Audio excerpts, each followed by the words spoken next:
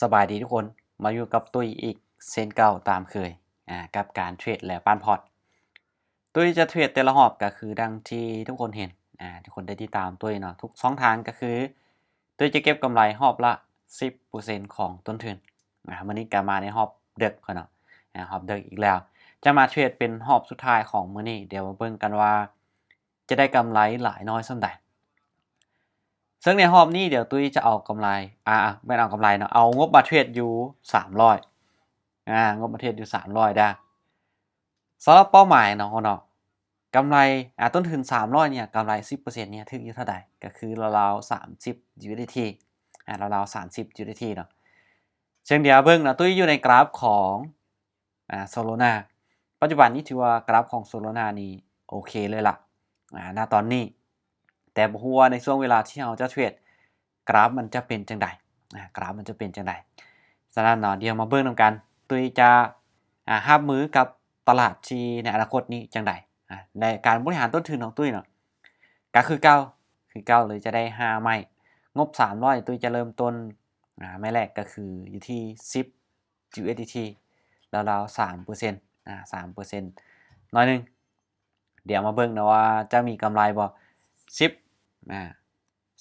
40 80แล้วก็ไม้ที่5คือ all in มาเบิ่งเขานะว่าตุ้ยจะใช้เทคนิคใดใช้กลยุทธ์ใดในการเทรดในการวิเคราะห์กราฟตามที่เบิ่งถ้าว่ากราฟมันลิ้นคือใน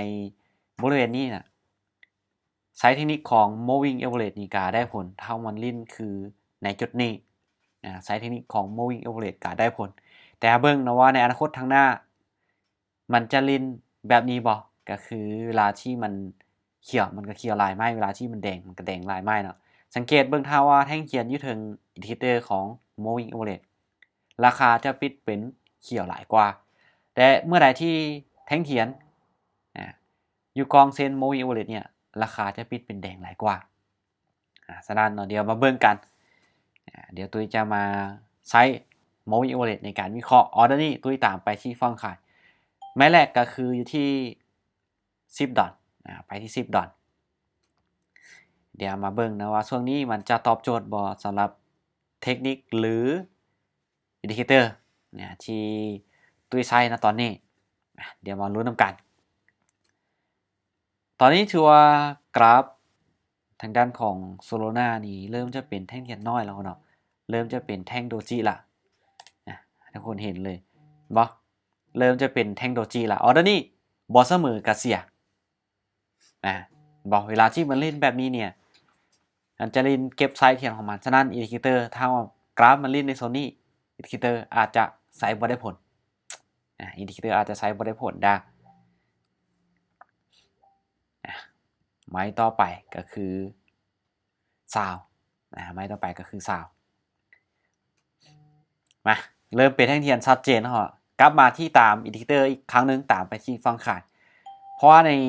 จุดนี้ก็ถือว่าแท่งเทียนก็เป็นแท่งเทียนที่ใหญ่ชัดเจนแล้วบ่ได้เป็นโดจิคือที่ผ่านมาบ่ได้เป็นแท่งเทียนน้อยคือที่ผ่านมาฉะนั้นในจุดนี้ตุ้ยก็เลยว่ายังเลือกตามอินดิเคเตอร์คือเก่าเดี๋ยวมาเบิ่งนำกันตัวนี้ก็ถือว่าสังเกตจากแท่งเทียนแน่ก็มีแห่งขายที่เทเข้ามาหลายมีการปฏิเสธราคาน้อยนึงแต่เบิ่งจากอินดิเคเตอร์ก็ถือว่าซีลงมากงลงมาชัดเจนฉะนั้นออเดอร์นี้ตามขายน่าจะมีปัญหาของเรางามๆแล้วล่ะโอเคนะได้หนึ่งเสียหนึ่งกลับมาเดินเงินของเราตุ้ยไปที่10พลาดไป10แล้วพลาดจะไปที่20จะค่อยคุมเงินไปแบบนี้เดี๋ยวมาเบิ่งในจุดนี้อีกช่วงแห่งขายนี่ยังพยายามที่จะดันราคาลงมาเรื่อยอยู่พยายามจะดันราคาลงมาเรื่อยและจุดกลับตัวของมันเป็นจุดตามสุดก็คือในบริเวณนี้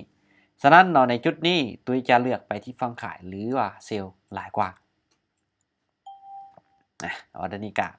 ตามขายลงมาอีก1ออเดอร์เดี๋ยวเบิ่งกันว่ามันจะดันราคาลงมาจุดนี้ตุ้ยเชื่อว่ามีโอกาสที่จะลงมาหาจุดนี้แต่ว่าในระหว่างที่มันลงมันก็อาจจะมีการพักตัวในระหว่างทางแน่เพราะว่าถ้าหากว่าคนเห็นว่าราคามันลงมาต่ำแล้วนักลงทุนอาจจะเข้ามาซื้อเพื่อเก็งกำไรในเมื่อมีคนเข้ามาซื้อเนาะแน่นอนราคาของมันจะขึ้นไปได้ระดับหนึ่งแล้วเนาะเขาจะเห็นว่าโอเค เขาเจ้าได้กำไรเขาเจ้าก็เทขายเขาเจ้าเทขายก็คือเฮ็ดให้ราคาของมันนั้นร่วงลงมานี่เป็นสาเหตุที่กราฟราคาเคลื่อนที่ขึ้นหรือลงหรือเขียวหรือแดงนั่นเองโอเคเริ่มจะเป็นเทคโนโลยีเขาเนาะมาโอเคออเดอร์นี้ยังไปที่ฟังขายอีกตัวยังเบิ่งว่าโอกาสถือว่ายังมีโอกาสที่จะลงมาหาฐานนะครับอยู่เน็ตอยากซ่าเขาเนาะเน็ตอยากซ่าหน่อยนึงมาถ้าว่าเน็ตซ่าเนาะมันจะเป็นอุปสรรคในการวิเคราะห์กราฟของเราเพราะเราไม่ได้เห็นการเคลื่อนที่ของมันชัดเจนฉะนั้นถ้าหากว่าเน็ตซ่าอยากเป็นอุปสรรคหน่อยนึงเดี๋ยวเบิ่งเนาะออเดอร์นี้การชื่อว่าลงมาแดงค่อนข้างจะงามในจังหวะนี้น่าจะมีปัญหาเขาเนาะการชื่อว่างามๆเลยโอเคบ่มีปัญหาเนาะถ้าว่าได้1เสีย1แบบนี้ได้1เสีย1เพราะหยังเพราะเขาพลาดไม้นึงเขาก็คูณขึ้นไปคูณไปวินปุ๊บจะกลับมาเดินเงินปกติเดินเงินปกติพลาดปุ๊บจะคูณเงินขึ้นไปถ้าพลาด1วิน1แบบนี้บ่มีปัญหาโอเคมาออเดอร์นี้ขายอีก1ออเดอร์ขายอีก1ออเดอร์แต่ว่าแท่งตัวนี้เนาะถ้าว่าสังเกตจากแท่งเทียนนี้ถามว่าแห่งซื้อเข้ามาหลายบ่หลายเท้าเข้ามาหลายบ่เข้ามาหลายแต่ว่าคือดังที่ตุ้ยบอกเนาะฐานนะครับของมันที่มันมีจุดกลับตัวแท้ๆมันยังอยู่ลุ่มพี่ฉะนั้นในบริเวณนี้ตุ้ยก็เลยไปที่ฟังเซลล์ที่หลายกว่าตราบใดที่บ่เห็นว่าแท่งเทียนสีเขียวแท่งที่2ยืนอยู่ถึงอินดิเคเตอร์ของ moving average เนี่ยเขายังจะตามขายเขายังจะตามขายเขาบ่ตามซื้อเขาเนาะจนกว่าที่จะเห็นในกรณีแบบนี้แท่งเทียนสีเขียวมันยืนเหนือเส้นอินดิเคเตอร์ของ moving average คอยจึงจะตามซื้อถ้าว่ายังบ่เห็นแบบนี้คอยจะตามขายอย่างเดียวเหลืออยู่3หรือ2จุดปลายออเดอร์จะไปอีก1ออเดอร์จะไปอีก1ออเดอร์ถ้าวินก็จะได้ตามเป้าไปงามๆมาโอเคไม้นี้ตามขายอีกในระหว่างนี้ในโซนที่กราฟปรับตัวลงมาเนี่ยตามขายอย่างเดียวตามขายอย่างเดียวบ่ได้ซื้อเขาเนาะโอเคงามเลยละจังหวะนี้ถือว่าเปิดปุ๊บราคาเทลงมาหลายเลยเดี๋ยวมาเบิ่งนำกันเขาเนาะว่ามันจะนิ่งแบบจนฮอดวีสุดท้ายเฮาได้หรือบ่ในจังหวะนี้ก็มีโอกาสมีโอกาสเขาเนาะมาโอ้โห5วิสุดท้ายแบบนี้นี่งามๆกินเต็มเขาเนาะโอเคสวยจัดไปหอบเด็กนี่ก็ใช้เวลาในการเทรดไปอยู่1 2 3 4 5 6ออเดอร์วินอยู่4พลาดแค่2ออเดอร์เท่านั้นเนาะก็ถือว่ากำไรมา37 USDT ได้จนถึง300เดี๋ยวเบิ่งนำกันเนาะตุ้ยเก็บกำไรแบบนี้ทุกหอบ 10% ของต้นทุนแบบเนี้ยในท้ายเดือนนึงเนี่ยหรือว่าเบิดเดือนนี้จะได้กำไรเท่าใดเดี๋ยวมาเบิ่งนำกันเดี๋ยวท้ายเดือนตุ้ยสรุปให้ทุกคนเบิ่งเนาะถือว่าหอบนี้ก็ได้กำไรมาตามเป้างามๆรวมๆเนาะมื้อนี้ตุ้ยเข้าตลาดไปก็ถือว่า3หอบได้กำไรอยู่ที่131 USDT ก็ถือว่ากำไรในระดับนี้ก็ถือว่าพอใจในระดับนี้ก็ถือว่าโอเคเลยล่ะเพราะว่าแต่ละหอบที่ตุ้ยเอาเข้ามาเทรดนี่ก็เอาเข้ามาเฉพาะที่งบที่ยอมรับความเสี่ยงได้เท่านั้นเนาะและพร้อมที่จะขาดทุนถ้าว่าเฮาเข้าตลาดบ่ได้อันนี้ก็แน่นอนเนาะบ่แม่นว่าเฮาสิมีพอร์ตเท่าใดเฮาสิเอามาเทรดจนเบิดบ่อันนี้ก็เฮาต้องแบ่ง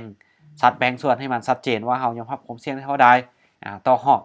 ก็เอาเท่าที่เฮานั้นยอมรับความเสี่ยงได้เอามาเทรดเอามาเก็งกำไร